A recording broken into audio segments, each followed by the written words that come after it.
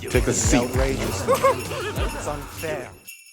We would be honored if you would join us. Hey everyone, in today's video we're going to be covering dialogue between Sidious and Vader in the Legends book, The Dark Lord, The Rise of Darth Vader, where Master and Apprentice discuss their power together and how they're the most unconquerable unit in the galaxy. Obi-Wan beat Vader and Mustafar so long ago because of one thing, and one thing only: Vader's arrogance. He felt his power was too strong to be beaten by mere higher ground positioning. He studied Obi-Wan's moves against Maul, and this is in the canon comics itself. He would obsess over the attack, to better himself than his master from the level of a Padawan. If only Anakin wasn't so overly confident in his new powers, I fully believe that he would have moved to the level ground and continued to fight Obi-Wan, defeating him eventually. Now, here's what Sidious had to say about why Kenobi beat him that day. Sidious almost smiled. There is none, my son.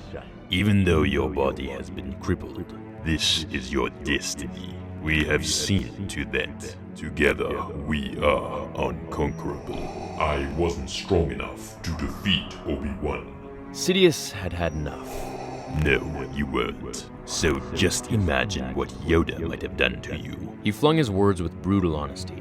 Obi-Wan triumphed because he went to Mustafar with a single intention in mind: to kill Darth Vader. If the Jedi Order had showed such resolute intention, if it had remained focused on what needed to be done rather than on fears of the dark side, it might have proved more difficult to topple and eradicate. You and I might have lost everything. Do you understand? Vader looked at him, breathing deeply. Then I suppose I should be grateful for what little I have been able to hold on to. Now, I think what Sidious was trying to say here was that Obi-Wan didn't hold back during that fight, like maybe he would have against any other opponent. Obi-Wan triumphs where others don't, but only in one scenario that I've noticed, and this is just my thinking here. It's when all hope is lost, and he's the last one to save the day. When Qui-Gon died, he took over and used all his focus and power to defeat Maul. You can even see it: his speed, endurance, energy, fighting style. They were all totally different than when the fight started and his master was alive. Sidious sees it, I believe, and he notes that Obi-Wan knew he was the only chance left at stopping the Sith. For if Yoda failed too, then all hope would surely be lost. He had to beat him, and he spent the entire trip to Mustafar hiding in Padme's ship, plotting different strategies to defeat Anakin. He knew his apprentice's fighting style inside and out, and I think it gave him the upper hand, along with the high ground. He went there with one intention and no other option: to kill him. Anakin's focus was scattered. He was dealing with the betrayal of Padme, choking her unconscious, turning his back on the Jedi Order, how he was going to overthrow Sidious after this, and killing younglings.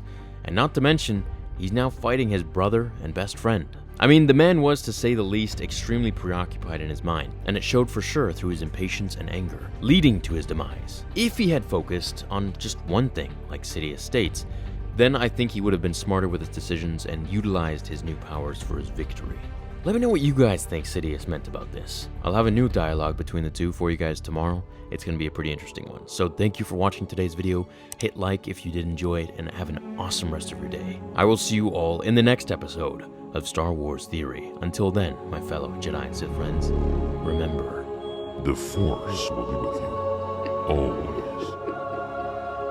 Now, fulfill your destiny.